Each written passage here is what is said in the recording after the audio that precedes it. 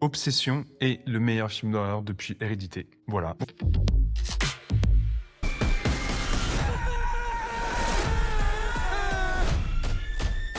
Nikki?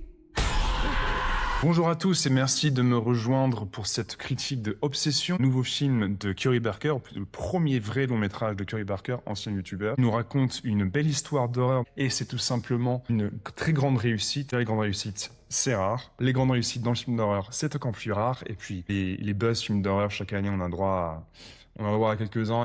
Évanoui. Ah, il est mal passé celui-ci. Donc voilà, Obsession est précédé d'un buzz monstrueux sur les réseaux sociaux, le bouche à oreille, les gens en parlent depuis quelques semaines.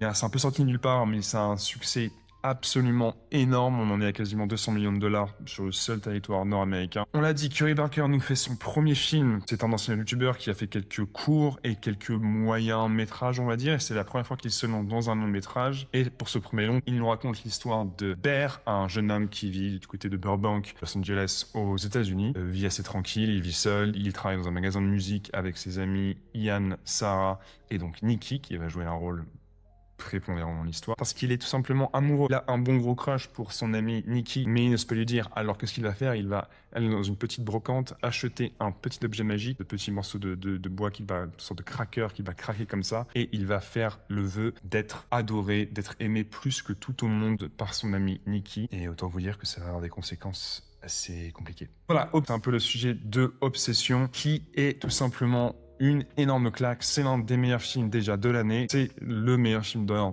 clairement depuis longtemps. En termes de mise en scène, en termes de performance, en termes d'ancrer le sujet d'un film d'horreur dans le réel, qui est souvent la marque des grands films d'horreur. Qu'on parle de Shining, Hérédité, Sixième Sens, Darkwater, Ring, ce que vous voulez. Les plus grands films d'horreur ont toujours une base, un drame ancré dans le réel, le plus souvent très intime, qui vient nourrir en fait l'horreur et le saut dans le fantastique. Et c'est exactement ce qui se passe avec Obsession. Le monologue d'ouverture du film, d'ailleurs la meilleure note d'intention que Curry Barker ait pu donner. Ce film parle d'un mec qui est seul, d'un mec qui est perdu, qui a besoin de compagnie, de réconfort et qui ne sait pas comment faire au-delà de son manque de confiance, au-delà de son manque, on va dire, d'assises émotionnelles, ne sait pas comment avouer ses sentiments à Nikki, qui va donc se tourner vers un objet fantastique qui va bien sûr l'entraîner dans une spirale d'horreur. Alors pourquoi est-ce que c'est si bien Obsession? On l'a dit, l'ancrage dans le réel, une mise en scène incroyable. C'est vraiment le point que je retiens de ce film, à la fois dans les cadrages, à la fois dans la photographie qui est magnifique,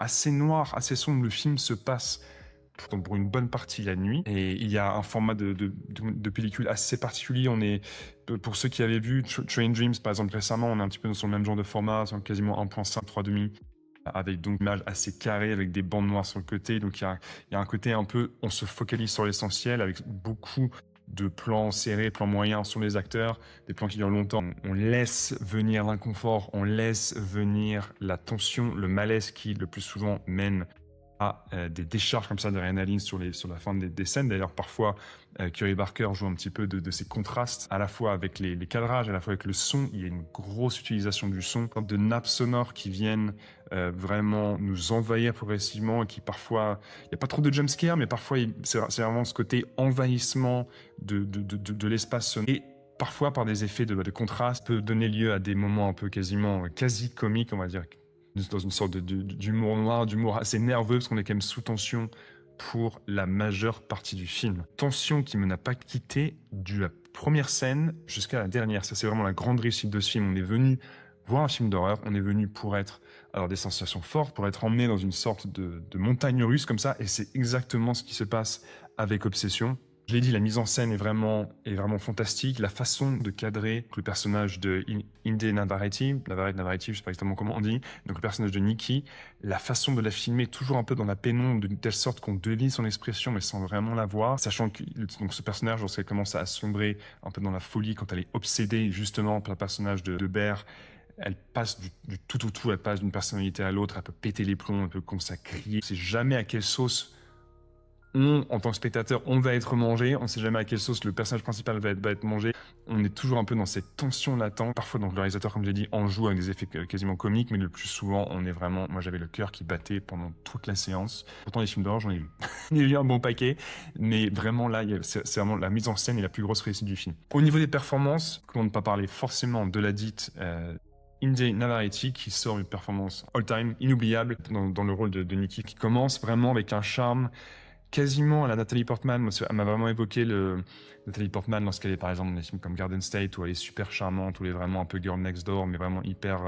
voilà, elle est jolie, elle est charmante, elle est malicieuse, etc. Cet aspect du personnage de Nikki, principalement au début, est vraiment hyper bien rendu. Indy Navarrete a vraiment une grande palette, et on voit cette palette lorsqu'elle commence à devenir plus menaçante pour la plus grosse partie du film. On peut dire qu'elle a quand même un visage assez particulier. Navarrete, elle a un truc dans le regard, dans son visage qui est assez unique et qui, pour un film d'horreur, je pense que c'est un visage parfait parce elle en joue très bien. Curry Barker met vraiment un point d'honneur à faire que Indy Navarrete, que le personnage de Nikki, donc, crève l'écran. Et elle est tout le temps dans le film. Quand elle n'est pas là, on se demande où est-ce qu'elle est. Moi, j'étais vraiment comme ça pendant tout le film. Quand elle n'était pas à l'écran, je voulais savoir. Le cadrage me rendait fou. En fait, je voulais qu'on la voit à l'écran. Si on la voyait pas, ça me rendait. J'étais vraiment complètement flippé. C'est vraiment la plus grande réussite du film. On n'est pas dans un thriller, on est vraiment dans le film d'horreur parce que il y a des scènes où le personnage de Bear, joué par Michael Johnston, se réveille la nuit et dans la pénombre de la chambre, il devine le personnage de Nikki. Et on est quasiment dans le film de fantôme. On peut penser aux classiques type Ring ou Pulse, par exemple, dans le cinéma japonais. La dernière séquence d'hérédité, quand il y a Toni Collette et au plafond complètement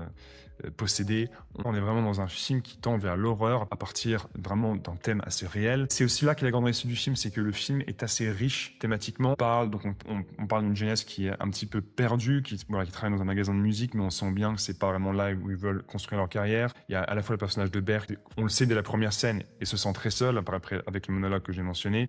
Quasiment deuxième ou troisième scène, on le voit rentrer chez lui, il ouvre un placard dans sa salle de bain, et son placard est rempli d'antalgiques, médicaments, etc. Donc le mec est clairement dépressif, il va pas bien. À côté de ça, on a le personnage de Nikki qui va assez rapidement démissionner, à peu près dans la deuxième, troisième grosse séquence du film. Un autre personnage, Sarah, son arc est assez focalisé sur le fait qu'elle veut s'en aller, qu'elle veut partir, qu'elle veut aller à la fac, mais elle n'arrête pas de se faire rejeter pendant toutes ses candidatures, donc elle perd l'espoir. Donc il y a vraiment ce thème vraiment de jeunes gens qui se sentent seuls, qui se sentent délaissés, qui se sentent un peu perdus, avec une sorte de dépression sourde qui touche un petit peu tous les personnages du film, et particulièrement donc le personnage de Baird, joué par Michael Johnston. Ça ajoute à la richesse thématique du film et qui va appuyer encore plus certaines séquences horrifiques. Puis bien sûr, le grand thème du film, c'est donc les relations, ou en tout cas l'incapacité de certains, donc on pense à Baird forcément, à dire ses sentiments, et une fois qu'il entre dans une situation où il est avec le personnage de Nikki, clairement, il devient quasiment toxique dans son comportement. On va pas en dire plus que ça, mais il y a beaucoup de vidéos en ligne, il y a beaucoup de conversations autour de qui est vraiment le vilain de l'histoire. J'en dis pas plus, je vous laisse un peu explorer ça si vous avez vu le film. D'ailleurs, si vous l'avez vu, n'hésitez pas à me donner votre opinion dans les commentaires. Comment est-ce que vous lisez ce film? C'est pas forcément aussi clair que ça en a l'air de premier abord, parce que vraiment, il y a aussi une analyse un peu de l'incapacité à certaines personnes, de jeunes gens aujourd'hui, à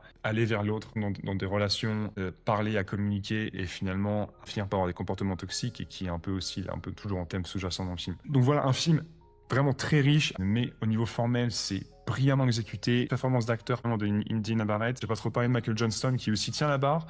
Qui, niveau des points négatifs, je suis pas forcément fan de certains personnages secondaires. Je pense particulièrement à Cooper Tomlinson, qui joue un peu l'ami le pote de Bear, qui honnêtement en fait trop. Il joue un peu le rôle de comic relief. Il surjoue. De l'autre côté, par contre, Megan Lawless, qui joue Sarah, aussi l'un des personnages centraux du film, excellente. Elle a des grandes scènes. Elle, à ce niveau-là, il y a pas de souci. Niveau peut-être on a parlé du son qui est parfois un petit peu trop. Curry Barker se laisse un peu trop aller parfois avec ses effets de son, ses effets de choc comme ça. Hyper efficace 90% du temps. 10% du temps, je me suis dit, c'est un peu trop. Pour moi, c'est un film qui fonctionne beaucoup aussi par effet de choc. Je me demande comment le film va tenir les revisionnages quand on a vu le film une ou deux fois. Et lorsque l'on connaît le déroulement de l'intrigue, je me demande si le film va pas peut-être perdre en force. Pour un premier visionnage, c'est une claque. C'est vraiment l'un des meilleurs films de cette année déjà 2026, mais c'est aussi le meilleur film d'horreur vu depuis longtemps. Pour moi, c'est un bon gros 8 sur 10. On n'est pas passé loin du 9. Voilà pour mon avis sur Obsession. Si vous avez vu le film, n'hésitez pas à me donner vos avis en commentaire. Si vous ne l'avez pas vu, allez voir Obsession si vous aimez les films d'horreur pour avoir un bon coup de flip, ça vaut la peine. Si vous êtes resté avec moi jusqu'à la fin de la vidéo, merci. Alors, vous connaissez la chanson, si vous l'avez aimé, n'hésitez pas à mettre un pouce en l'air, à laisser un commentaire pour donner votre avis aussi sur Obsession si vous l'avez vu ou si vous avez envie de le voir. Et si vous aimez ce qu'on fait ici avec Cinéphage, où on publie en général une vidéo par semaine, n'hésitez pas à vous abonner pour nous soutenir. Quant à moi, je vous dis à une prochaine fois. Ciao!